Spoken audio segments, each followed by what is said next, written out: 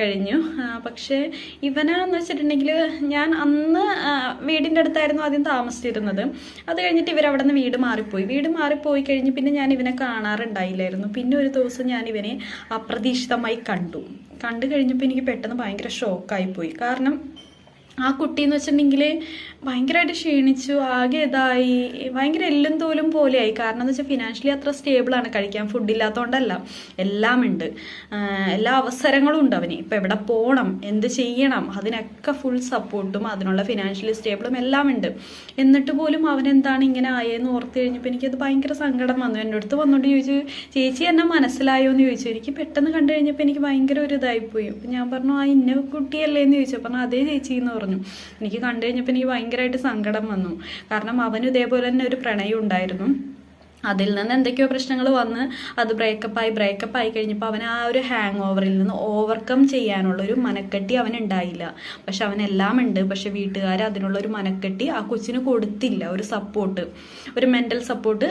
എന്തെങ്കിലും ഒരു പ്രശ്നം വന്നു കഴിഞ്ഞാൽ നമ്മൾ തകർന്നു പോയി കഴിഞ്ഞിട്ടുണ്ടെങ്കിൽ അതിൽ നിന്ന് ഉയർത്തെഴുന്നേക്കാനുള്ള ഒരു സപ്പോർട്ട് വീട്ടുകാർ ചെറുപ്പം മുതലേ പിള്ളേരെ പറഞ്ഞ് പഠിപ്പിച്ചിട്ടില്ല. അതിൻ്റെ പ്രശ്നമാണ് പിള്ളേർ ആത്മഹത്യയിലോട്ടും ഡിപ്രഷനിലോട്ടൊക്കെ, ഓവറായിട്ട് ഡിപ്രഷനിലോട്ടൊക്കെ പോകാൻ കാരണം. ഈ ഡിപ്രഷൻ, സ്ട്രെസ്, ആങ്സൈറ്റി, ഈ പറഞ്ഞ സാധനങ്ങളൊക്കെ, ഓവർ തിങ്കിങ്, അതൊക്കെ ഈ പറഞ്ഞ സാധനങ്ങളൊക്കെ എല്ലാവർക്കും നോർമലായിട്ട് മനുഷ്യനായിട്ട് ജനിച്ച എല്ലാവർക്കും ഉള്ള സംഭവങ്ങളാണ്. അത് അത്ര വലിയ സംഭവമായിട്ടൊന്നും എടുക്കുകയൊന്നും വേണ്ട.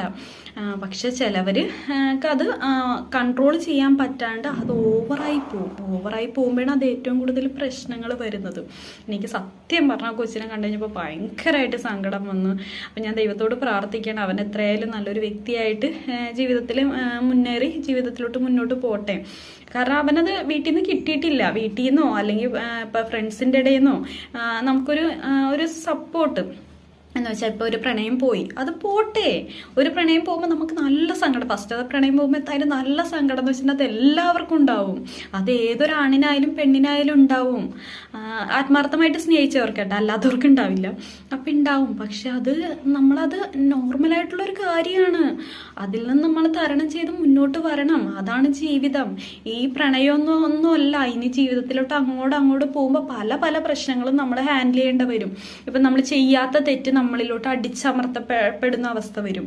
അതൊക്കെ വരുമ്പോൾ നമ്മൾ ഭയങ്കരമായിട്ട് തകർന്നു പോകും. എനിക്ക് അങ്ങനത്തെ അവസ്ഥകളൊക്കെ ഉണ്ടായിട്ടുണ്ട്. ഞാൻ മനസ്സിൽ പോലും ഒരിക്കൽ പോലും ചിന്തിക്കാത്ത കാര്യങ്ങൾ പോലും ഞാൻ ചെയ്തു എന്ന് പറഞ്ഞുകൊണ്ട് പലവരും എന്നിലോട്ട് അടിച്ചമർത്തുക. അതെന്ന് വെച്ചിട്ടുണ്ടെങ്കിൽ നമ്മൾ ചെയ്തു എന്ന് മാത്രമല്ല അവർ പറയണത്, അത് നമ്മൾ ചെയ്തിട്ടില്ലാത്ത തെറ്റ് നമ്മൾ ചെയ്തു എന്ന് പറഞ്ഞുകൊണ്ട് നമ്മളിലോട്ട് അങ്ങോട്ട് അങ്ങേറ്റത്തോളം ആഴത്തിൽ അടിച്ചമർത്തും നമ്മളാ.